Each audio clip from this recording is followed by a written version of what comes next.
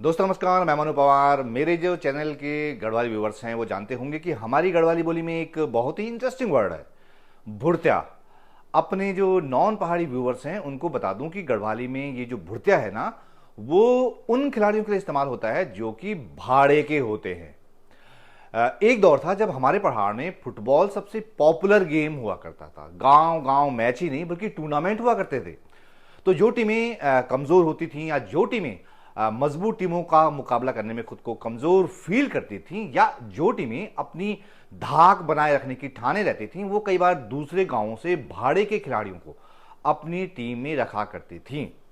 वो भाड़े के खिलाड़ी जरूर होते थे लेकिन उनकी स्किल अच्छी होती थी। उन्हीं को गढ़वाली में कहते हैं भुरत्या। ऐसे कई भुरत्या उन दिनों एसएसबी के जवान या फौज के जवान भी हुआ करते थे, जो कि गांव में छुट्टी में आए रहते थे और किसी फुटबॉल टीम का हिस्सा हो जाया करते थे। अब वो भुरत्या मुझे क्यों याद आए, जरा इसकी वजह भी जान लीजिए। उत्तराखंड में दो विधानसभा सीटों पर उपचुनाव हो रहा है। एक है बद्रीनाथ और दूसरी है मंगलौर। बद्रीनाथ सीट पर तो खैर बीजेपी हो या कांग्रेस, दोनों के लोकल कैंडिडेट्स हैं, लेकिन हरिद्वार जिले की जो मंगलौर सीट है वहां से बीजेपी चुनाव लड़ने के लिए उम्मीदवार कहां से लाई है पता है? हरियाणा से। जी हाँ, हरियाणा से ऐसे बंदे को ले आई है जो कि पहले हरियाणा ही नहीं, यूपी, राजस्थान, एमपी में भी चुनाव लड़ चुका है। उनका नाम है करतार सिंह भड़ाना। खुद मुख्यमंत्री पुष्कर सिंह धामी बेंगलोर से करतार सिंह भड़ाना का नॉमिनेशन करवाए। अब सवाल यह है कि आखिर बीजेपी को उत्तराखंड में भुरत्या कैंडिडेट की जरूरत क्यों पड़ी? क्या उत्तराखंड में बीजेपी को कोई काम का लोकल नेता नहीं दिखा? आखिर हरियाणा के नेता को उत्तराखंड विधानसभा में पहुंचाने को बीजेपी इतनी दिलचस्पी क्यों दिखा रही है? लोग सवाल पूछ रहे हैं कि आखिर हरियाणा के नेता को उत्तराखंड में विधायक बनाने के लिए बीजेपी ने क्या कोई डील की है? इन्हीं सवालों के इर्द गिर्द वीडियो आपकी नजर है दोस्तों।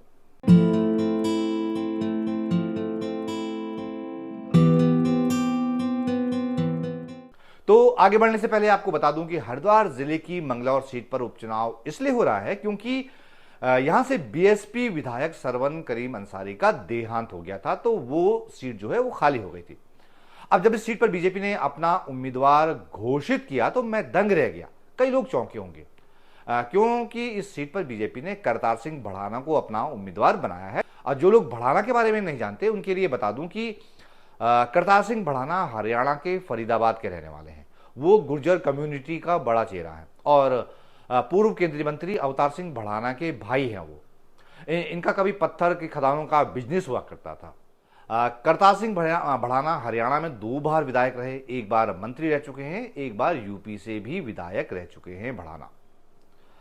अब पैसे और पहुंच के दम पर इस बार उन्होंने उत्तराखंड का रुख किया है और उत्तराखंड में सत्ताधारी बीजेपी के टिकट पर विधानसभा पहुंचने की हसरत लेकर आए हैं करतार सिंह भड़ाना 10 मार्च 2024 को बीजेपी में शामिल हुए थे और बीजेपी ने 3 महीने के भीतर ही उन्हें हरिद्वार जिले की मंगलौर सीट से विधानसभा उपचुनाव में प्रत्याशी बनाकर उसका इनाम भी दे दिया। लेकिन मुझे ताज्जुब इस बात पर हो रहा है कि बीजेपी को मंगलौर सीट पर उपचुनाव लड़ाने के लिए उत्तराखंड का कोई नेता क्यों नहीं मिला?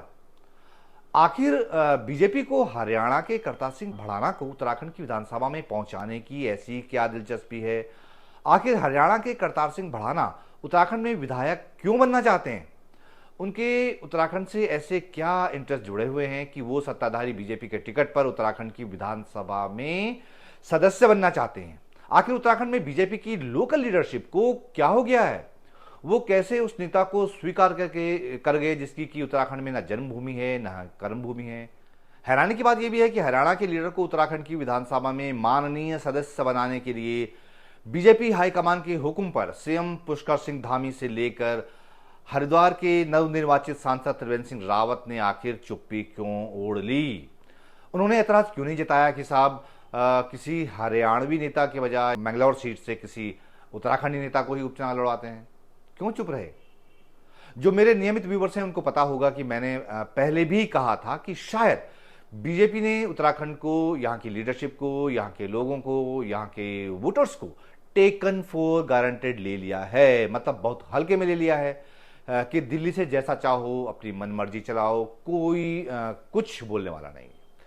राज्य में बैठी सरकार से कोई भी पॉलिसी बनवा लो, कोई भी फैसला करवा लो, किसी को भी कहीं भी नियुक्त करवा दो, किसी मामूली नेता को बड़ा चेहरा बना दो, किसी भी राज्य से किसी नेता को उठाकर विधानसभा चुनाव लड़वाने के लिए उत्तराखंड भेज दो। यहाँ के लोग हमसे बाहर नहीं जाने वाले, कोई चू नहीं करने वाला, ना जनता, ना लोकल नेता, ना वोटर्स। सवाल उठाना तो दूर की बात है। उत्तराखंड में बीजेपी की लीडरशिप की तो लगता है कि रीढ़ ही गायब हो गई है।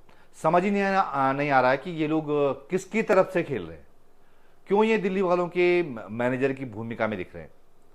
इन्हें उत्तराखंड के हितों से कोई मतलब है भी कि नहीं है। जो कुछ ऊपर से थोपा गया उसे सबने हाँ जी करके कबूल कर लिया।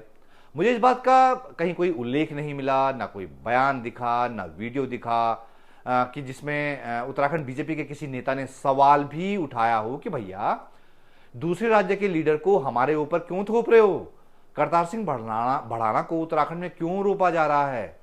उत्तराखंड के बारे में वो जानते क्या है? उन्हें क्या पता कि राज्य पहाड़ की जनता ने किन बलिदानों से हासिल किया है। अरे कुछ नहीं तो कम से कम पड़ोस के जो पहाड़ी राज्य है हिमाचल प्रदेश, उससे, उसके नेताओं से, उसकी जनता से कुछ, उसके विधायकों से कुछ सीख लिया होता, सबक ले लिया होता। जहां सत्ताधारी कांग्रेस पिछले दिनों हुए राज्यसभा चुनाव में अपनी पार्टी के ऑफिशियल कैंडिडेट अभिषेक मनु सिंघवी को चुनाव नहीं जितवा पाई, जबकि वो बहुत इजी इलेक्शन था। लेकिन कांग्रेस ही नहीं, बीजेपी वालों ने भी तब इसका विरोध किया था कि हिमाचल प्रदेश पर बाहर का कैंडिडेट थोप दिया गया है। बाहरी उम्मीदवार वाले सेंटिमेंट को इस कदर हवा दी गई कि बीजेपी और कांग्रेस के कुछ विधायकों के सुर एक हो गए और नतीजा ये हुआ कि हिमाचल में अपनी सरकार के होने के बावजूद और विधायकों की पर्याप्त संख्या होने के बावजूद कांग्रेस के ऑफिशियल कैंडिडेट अभिषेक मनु सिंघवी चुनाव हार गए और हिमाचल के लोकल नेता बीजेपी के हर्ष महाजन अप्रत्याशित रूप से राज्यसभा का चुनाव जीत गए। ये ज्यादा पुरानी बात नहीं है, फरवरी 2024 की बात है। मुझे बड़ा ताज्जुब है कि हरियाणा का नेता, जिसकी की न तो जन्मभूमि उत्तराखंड है, न ही कर्मभूमि उत्तराखंड है, उसे उत्तराखंड की विधानसभा में विधायक बनाकर पहुंचाने की आतुरता क्यों दिखाई जा रही है? क्या उत्तराखंड के हितों का सौदा कर लिया गया है? अगर हरियाणा के गुर्जर लीडर करतार सिंह भड़ाना साहब मानो कल को चुनाव जीत गए और दिल्ली के दबाव में धामी साहब ने उनको अपने मंत्रिमंडल में भी ले लिया, तो तब क्या होगा? भड़ाना साहब जानते ही कितना है उत्तराखंड को। कहीं ऐसा तो नहीं कि उन्होंने उत्तराखंड में अपने बिजनेस को फैलाने या चमकाने के लिए चुनाव वाला रास्ता अख्तियार किया हो। ये बात सबको पता ही है कि करतार सिंह भड़ाना जो है वो अरबपति नेता है। इस बात की पुष्टि मंगलौर के उपचुनाव के लिए चुनाव आयोग को दिए उनके शपथ पत्र में भी होती है।